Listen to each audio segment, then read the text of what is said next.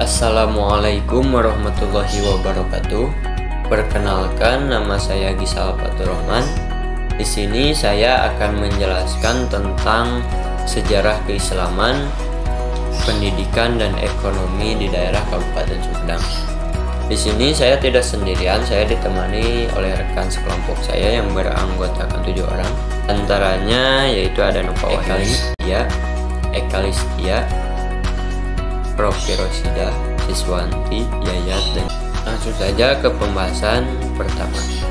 Pertama-tama yaitu sejarah pertama masuknya Islam ke Indonesia. Sejarah masuknya Islam di Indonesia mempunyai beberapa versi. Di antara lain adalah teori dari Gujarat dan dari orang Arab yang singgah dalam pelayarannya. Berkenaan dengan teori Arab ini, di Indonesia sudah dari beberapa kali diadakan seminar tentang masuknya Islam ke Indonesia. Seminar di Medan tahun 1963 dan seminar di Aceh tahun 1978. Kedua seminar itu menyimpulkan bahwa Islam masuk ke Indonesia pada abad pertama Hijriah dan langsung dari Arab. Dengan masuknya agama Islam dari negara Arab, maka dimulailah peradaban Islam di Indonesia. Peradaban Islam yang ditandai dengan bermunculnya kerajaan-kerajaan Islam yang berusaha mematahkan dominasi kerajaan-kerajaan Hindu, Buddha, kepercayaan animisme dan dinamisme yang terbukti dengan semakin banyak bangunan-bangunan bercorak Islam, yang diantara lain seperti masjid-masjid, madrasah-madrasah, dan juga pesantren-pesantren yang mempunyai semangat perjuangan di dalam dunia pendidikan yang sampai pada hari ini masih terus berkembang, baik dari segi kuantitas maupun kualitasnya. Pendidikan saat ini juga semakin beragam, baik lembaga atau non-lembaga yang bersifat formal, informal maupun non-formal. Pendidikan sebagai salah satu kebutuhan hidup ini juga mempertegas keberadaannya yang dibutuhkan semua manusia dari berbagai jenjang usia. Cara masuknya Islam ke Jawa Barat. Masuknya Islam ke Pulau Jawa merupakan awal penyebarannya untuk daerah yang lain, salah satunya di Provinsi Jawa Barat, yang kebanyakan masyarakatnya menganut agama Islam. Dalam data yang disampaikan oleh Badan Pusat Statistik atau BPS, bahwa Jawa Barat berjumlah 41,7 juta jiwa yang menganut agama Islam. Pada mulanya Islam masuk ke Jawa Barat tidak terlepas dari 3 daerah, yaitu daerah Cirebon, daerah Banten, dan daerah Sunda Kelapa Timur. Masuknya ke Jawa Barat menurut Lubis 2011 memaparkan secara lengkap daerah Cirebon terletak di pasir utara Jawa atau terletak di tepi pantai sebelah timur ibu kota Pajajaran.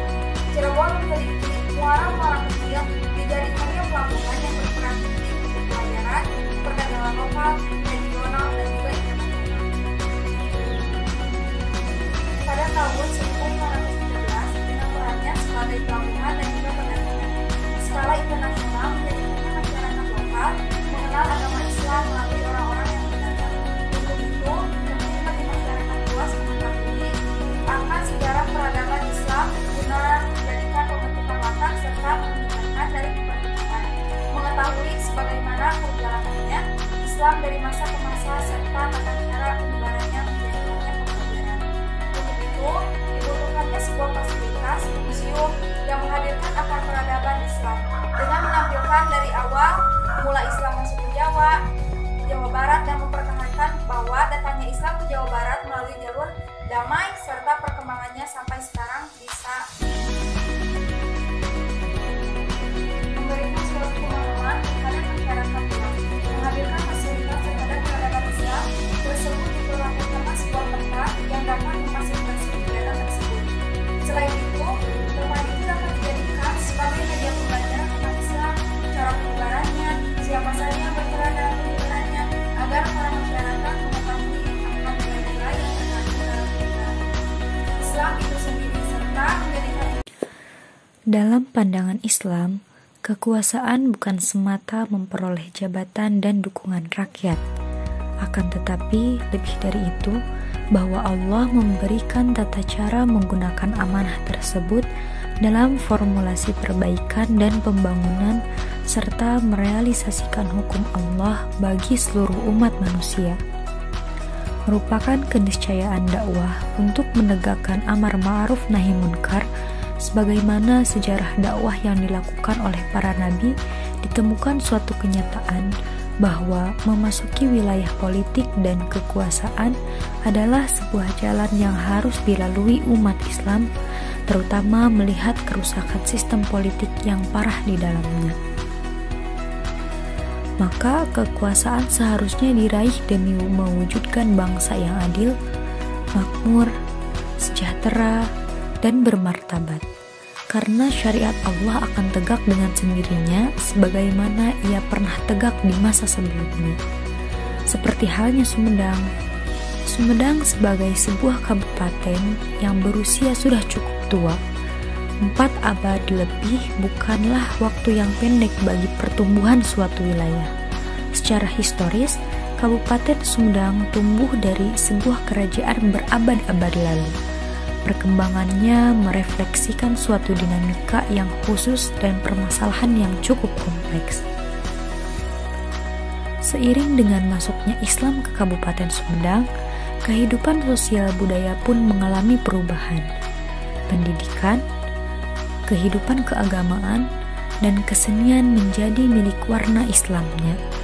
Meskipun demikian, sebagian kebudayaan yang berkembang sebelumnya masih tetap hidup di tengah-tengah masyarakat Sumedang. Unsur-unsur sinkretisme masih nampak jelas dalam kehidupan sosial budaya masyarakat Sumedang, terutama dalam kehidupan keagamaan. Setelah Islam masuk dan dianut oleh mayoritas penduduk Sumedang, kehidupan keagamaan masyarakat Sumedang dilandasi oleh ajaran-ajaran Islam. Akan tetapi, kehidupan keagamaan masyarakat Sumedang masih memperlihatkan nilai-nilai budaya pra-Islam. Hal tersebut dapat dilihat dari sistem pengetahuan dan sistem kepercayaan yang masih memperlihatkan adanya pengaruh Hindu. Beberapa karya sastra yang ada di Museum Prabugesan Ulun seperti kitab Waruga Jagat, Wawacan Angling Dharma, Wawacan Nurbuat, Wawacan Budak Hideuk, itu semua memperlihatkan nilai-nilai kehidupan sosial budaya yang dipengaruhi oleh Hindu dan Islam. Dalam menjalankan kehidupan keagamaan, sebagian masyarakat Sumedang melaksanakannya mendasarkan diri pada madhab Syafi'i.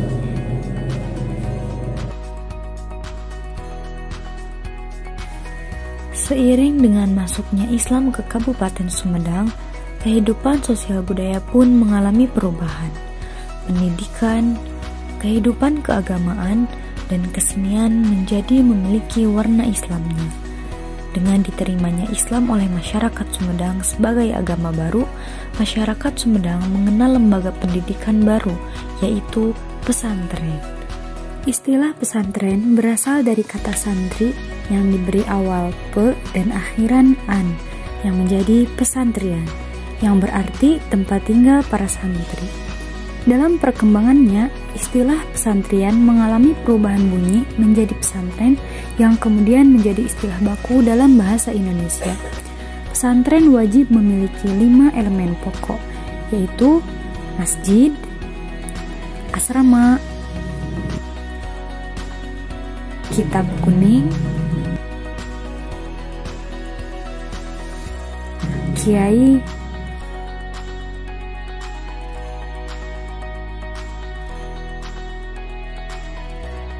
dan santri. Pesantren dapat berkembang di Sumedang karena mendapat dukungan penuh dari para bupati dengan cara mewakafkan tanahnya, memasukkan anaknya ke pesantren, melindungi pesantren, dan lain-lain. Pangeran Kusumadinata IX atau Pangeran Kornel selaku Bupati Sumedang pada tahun 1791 sampai 1828 mewakafkan tanahnya di daerah Condong, Ciberem, Tasikmalaya kepada Kiai Nawawi. Di atas tanah wakaf itu, sekitar abad ke-18 berdirilah pesantren Riyadul Ulum wad Dakwah atau lebih kenal dengan nama Pesantren Condong. Pesantren tua lainnya yang ada di Kabupaten Sumedang adalah Pesantren Asyrafuddin yang terletak di Desa Cipicung, Kecamatan Conggeang. Pesantren ini didirikan pada tahun 1846 oleh Hadratus Syekh Kyai Raden Asyrafuddin yang masih keturunan Pangeran Syamsuddin I dari Keraton Kesepuhan Cirebon. Pesantren ini didirikan bukan sebagai bagian dari proses penyebaran agama Islam, melainkan sebagai reaksi terhadap politik kolonial Belanda di Cirebon sekitar abad ke-18. Dari waktu ke waktu, pengajian itu tidak hanya dihadiri oleh penduduk setempat, melainkan juga dihadiri oleh penduduk yang berasal dari luar kampung Cikule. Oleh karena itu, di sekitar masjid tempat Asyrafuddin menyelenggarakan pengajian, didirikanlah semacam pondok sebagai tempat tinggal mereka. Pengajian yang diselenggarakan oleh Asyrafuddin berbeda dengan pengajian pada umumnya, karena yang diberikan bukan hanya masalah keagamaan, tetapi juga masalah politik dalam rangka menghadapi Belanda. Dalam perkembangan selanjutnya, pengajian yang diselenggarakan oleh Asyrafuddin itu berubah menjadi sebuah pesantren. Pada abad ke-20, sebagai pengaruh politik etis, pemerintah Hindia Belanda melakukan perbaikan sekolah-sekolah untuk bangsa Indonesia. Kondisi ekonomi pasca masuknya Islam ke Kabupaten Sumedang. Berkurangnya jumlah penduduk miskin di Kabupaten Sumedang merupakan sasaran utama pembangunan di bidang ekonomi. Karena esensi dari pembangunan dari meningkatkan kesejahteraan untuk semua rakyatnya. Namun demikian, dari tahun 2003 sampai 2007, jumlah penduduk miskin di Sumedang justru bertambah dari 145.239 jiwa tahun 2003 menjadi 293.135 jiwa pada 2007. Menurut data dari pemerintah, kegagalan ini lebih disebabkan oleh kuatnya pengaruh eksternal, yaitu kebijakan pemerintah pusat menaikkan harga BBM. Kebijakan tersebut mengakibatkan tertariknya keluarga tidak miskin menjadi keluarga miskin karena ketidakmampuan keuangannya akibat kenaikan harga BBM. Mereka menjadi melemah daya belinya sehingga tidak mampu memenuhi kebutuhan dasar hidupnya. Salah satu upaya untuk mengatasi penduduk miskin adalah meningkatkan peran serta pemerintah dalam penyediaan kebutuhan pokok bagi masyarakat. Sasaran ini bertujuan untuk menciptakan ketahanan pangan yang sangat penting. Dalam pelaksanaan pembangunan di daerah untuk membentuk masyarakat yang berkualitas, mandiri, dan sejahtera. Selama kurun waktu 2003 sampai 2007, penyediaan bahan pangan bagi masyarakat, khususnya kebutuhan karbohidrat mengalami peningkatan. Bahkan untuk komoditi beras sampai tahun 2007 terlepas surplus sebesar 132.026 ton. Terlepas dari kekurangan untuk beberapa komoditas secara umum, program ketahanan pangan di Kabupaten Sumedang selama kurun waktu 2003 sampai 2007 telah mencapai hasil yang optimal.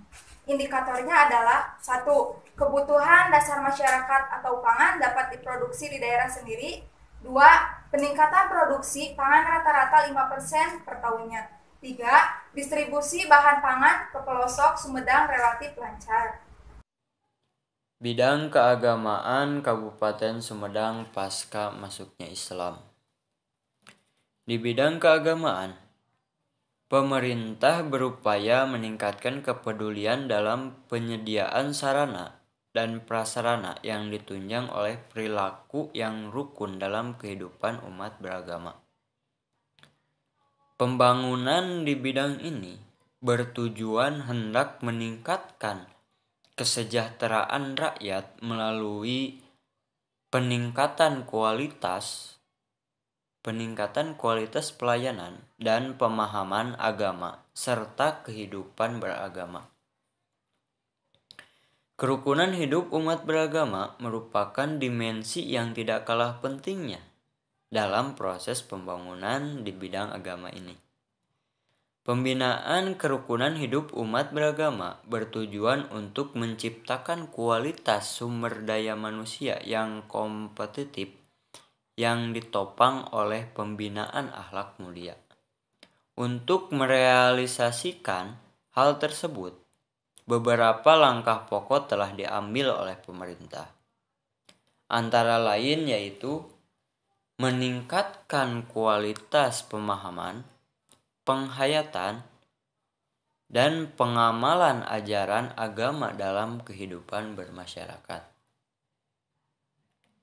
Meningkatkan kepedulian dan kesadaran masyarakat dalam memenuhi kewajiban membayar zakat, wakaf, infak, dan sedekah dalam rangka mengurangi tingkat kesenjangan sosial di masyarakat.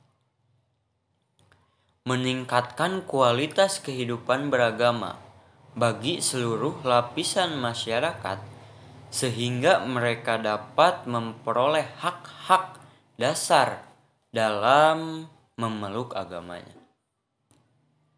Meningkatkan keserasian sosial di dalam kelompok-kelompok keagamaan. Pembinaan keluarga harmonis untuk menempatkan keluarga sebagai pilar utama pembentukan moral dan etika. Pemberian bantuan untuk rehabilitasi tempat ibadah, sertifikasi tanah wakaf, dan bantuan kitab suci.